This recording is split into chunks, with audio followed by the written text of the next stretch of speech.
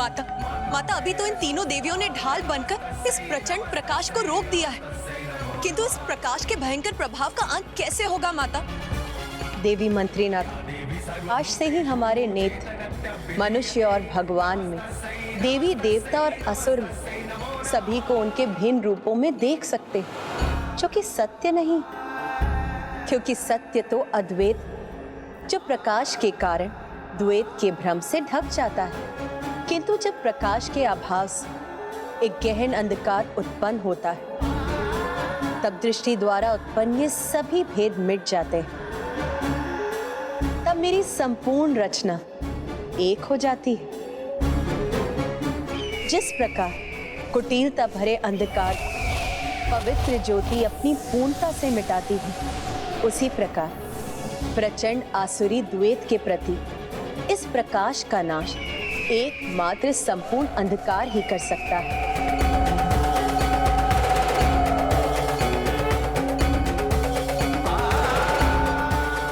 मैं आपका संकेत समझ गई माता कि मुझे इस अंधकार का विस्तार करना होगा।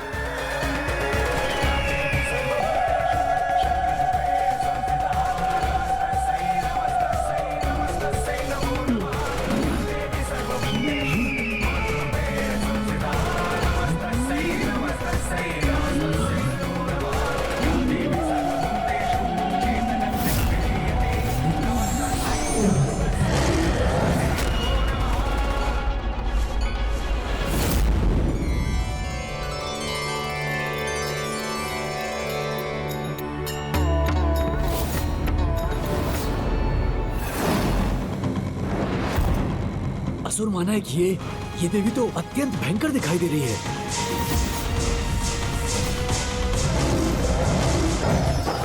हमारे प्रकाश को तुमने नष्ट किया ना, तो अब हम तुम्हारे प्राणों का नाश करेंगे देवी।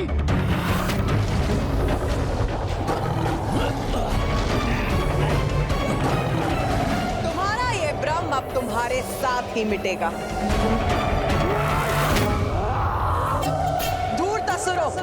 सूर्य देव का ये पावन प्रकाश जो अपनी ऊर्जा से सबको जीवन प्रदान करता है, उसे तुमने मृत्यु का, विनाश का अस्त्र बनाना चाहा। उसके दंड स्वरूप मैं इस यम रूपी अंधकार से तुम्हारा विनाश करूंगी।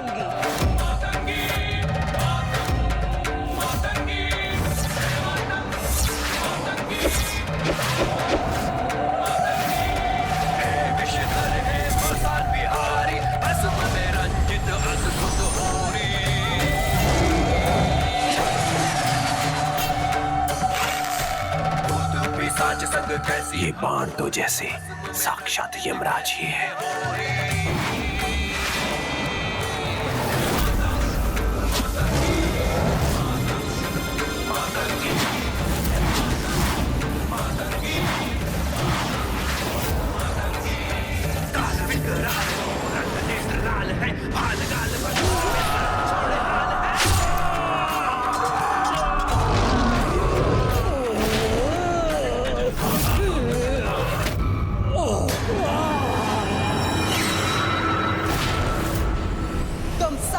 जीवन मृत्यु के अंधकार में प्रवेश करेगा।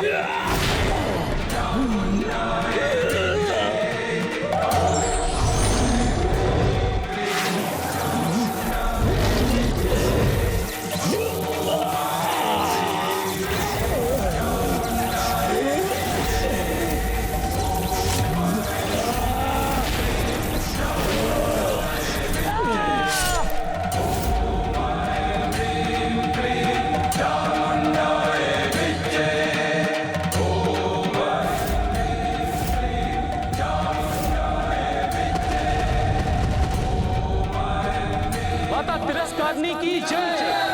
माता तिरस्कारणी की जय। माता तिरस्कारणी की जय। श्री माता ललिता की जय। माता तिरस्कारणी की जय। श्री माता ललिता की जय।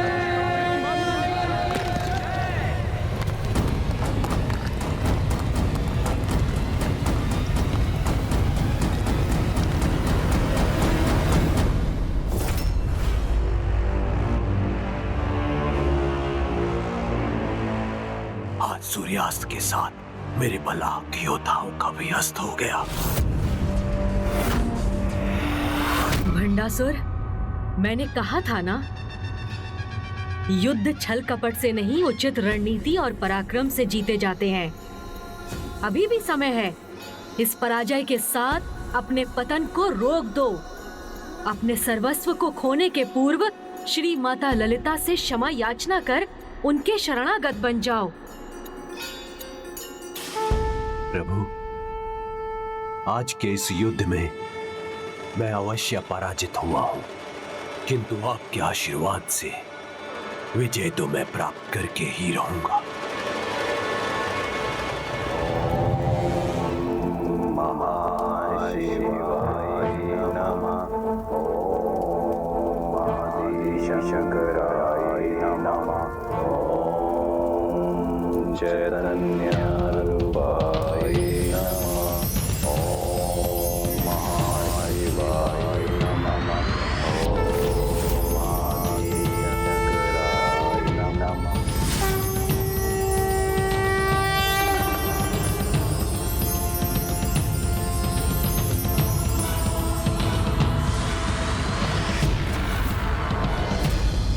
जब विनाश आहट देता है तो वो सर्वप्रथम जीव की बुद्धि पर आघात करता है, जो तुम्हारे साथ भी हो रहा है भंडासुर।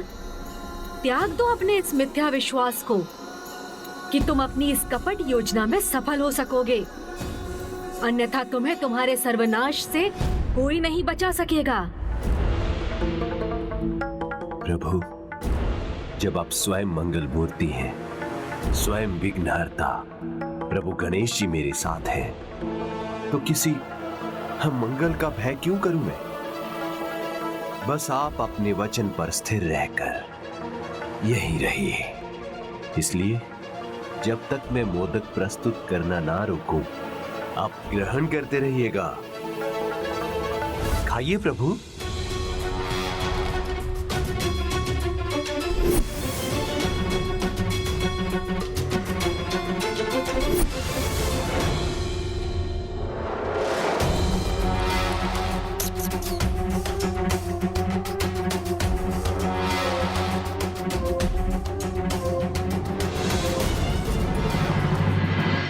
पुत्र गणेश की असुविधा तो बढ़ती जा रही है और इस दुविधा से तो मुझे बहुत चिंता हो रही। ये मैं कदापि सहन नहीं करूंगी। माता, चिंता तो मुझे भी हो रही है। प्रभु, इसी प्रकार मोदक खाने पर विवश रहे तो कहीं उनका पेट ही ना फट जाए।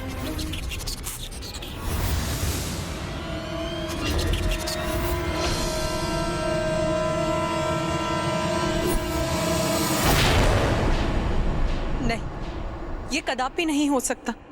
मेरे पुत्र का कोई अहित हो, ये मैं कदापि सहन नहीं करूंगी।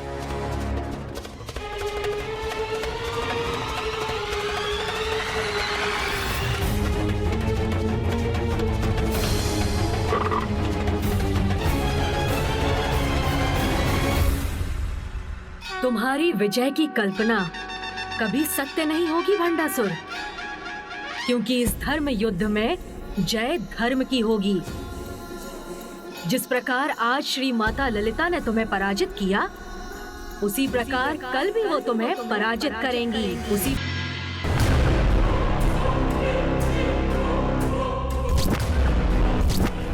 ये एकांत मुझे और भी कष्ट दे रहा है।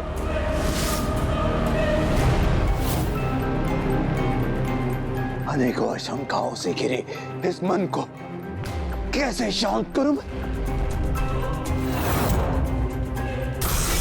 क्रोध से हो भयभीत ब्रह्मांड। कहां गया तुम्हारा क्रोध भंडासुर? शत्रु नारी पर क्यों नहीं बरस रहा है? लोभ से आती है शक्ति। उनके रथ जो अभी तक तुम्हारे हो जाने चाहिए थे, उनका लोभ शांत क्यों नहीं किया तुमने? काम के वश में है संसार, और तुम्हारी काम इच्छा नारियों को वश में करने की। उसका क्या हुआ? ईर्ष्या से मिलती है सत्ता। एक नारी को विजयी होता देख तुम्हारी ईर्ष्या क्यों नहीं जागृत होती है? पाश में सब संसार, तुम्हारा सिंहासन, उसका मोह नहीं सता रहा है तुम्हें? तुम्हारा अहंकार भी नष्ट हो गया क्या? सिंहासन पर गर्व नहीं रहा तुम्हें? यही होता रहा तो कौन सम्मान करेगा महान असुर भंडासुर का? मोह करो अपने सिंहासन से, अहंकार ही तुम्हारा वश है। अपनी ईर्ष्या से ही भस्म करो उसे। क्रोध करो भंडासुर, क्रोध करो। अहंकार अपने सिंहासन लोग को जागृत करो। अहंकार लोग को जागृत करो भंडासुर। अपने अहंकार जागृत करो। अपने अहंकार लोग को जागृत करो भंडासुर।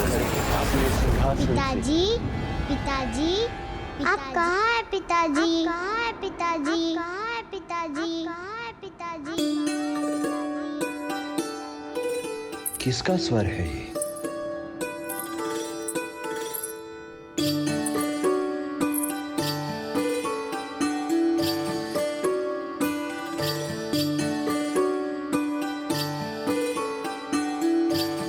कौन? कौन है यहाँ? आप उधर क्या देख रहे हैं? मैं तो यहाँ हूँ।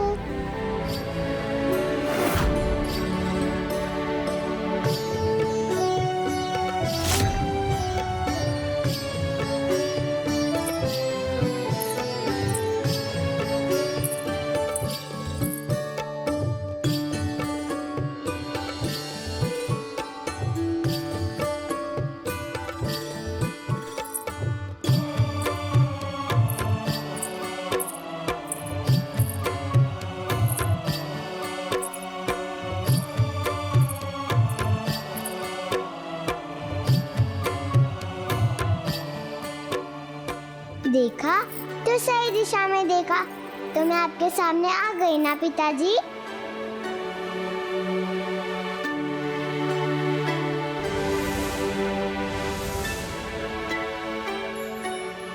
मोहिनी? वो तो मेरी माता है। मेरा नाम तो रश्मि प्रभा है।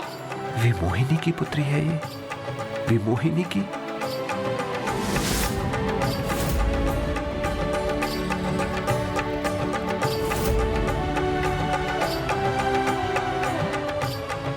रश्मि प्रभा?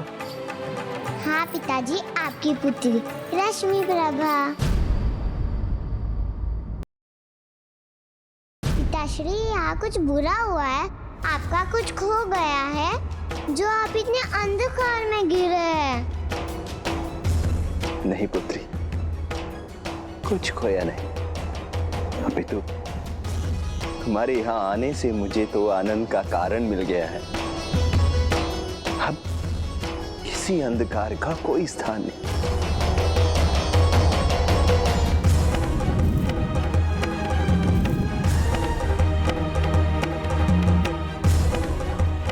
कितना अद्भुत है ये प्रकाश पिताजी। किंतु तुम अभी तक कहाँ थी पुत्री, और आज अचानक यहाँ? अचानक कहा पिताश्री, मैं तो कब से आपकी प्रतीक्षा कर रही थी। जब मैंने माता से पूछा कि मेरे पिताश्री कौन है, वो हमसे मिलने क्यों नहीं आते, तो माता ने मुझे आपके बारे में बताया। अच्छा, तो फिर क्या बताया तुम्हारी माता ने मेरे बारे में? यही कि आप महानायक भंडासुर हैं और भोलेनाथ के परम भक्त हैं। अतः उनके दर्शन करने मानसरोवर अवश्य आएंगे, तभी हमारी भेंट हो पाएगी। इतना कहकर पता नहीं माता कहाँ अदृश्य हो गई। तब बहुत दुख हुआ मुझे, परंतु आप तो आए नहीं। लेकिन आपसे मिलने की आशा मैंने नहीं छोड़ी। फिर यहाँ अमरपुर से मुझे शिव मंत्रों का स्वर सुनाई दिया, तो मुझे लगा ये मेरे मान शिव भक्त पिताश्री का ही स्वर होगा। तो मैं यहाँ चली आई और आप मुझे मिल भी गए पिताश्री।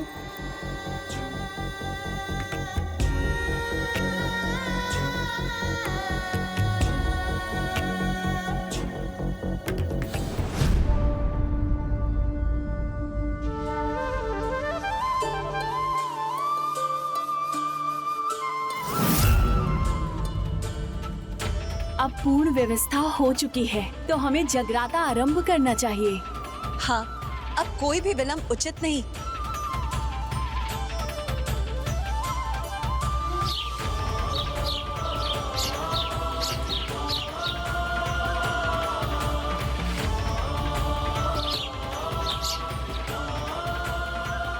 किसी अपरिचित की गंध क्यों आ रही है मुझे? कोई शत्रु भी है क्या यहाँ?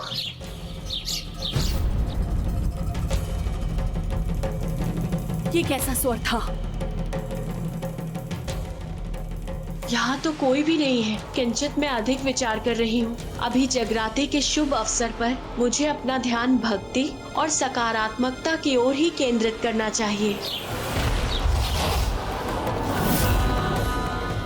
मुझे शीघ्र ही ज्येष्ठ भ्राता को सूचित करना होगा, क्योंकि उत्सव का समय है और ऐसे समय में जब शत्रु असावधान हो तो ऐसे में उन्हें अपने आक्रमण से चकित करने का सबसे उचित समय होता है। अभी ये देवियां भजन कीर्तन करेंगी और मैं इनके विनाश का उपाय करूंगी।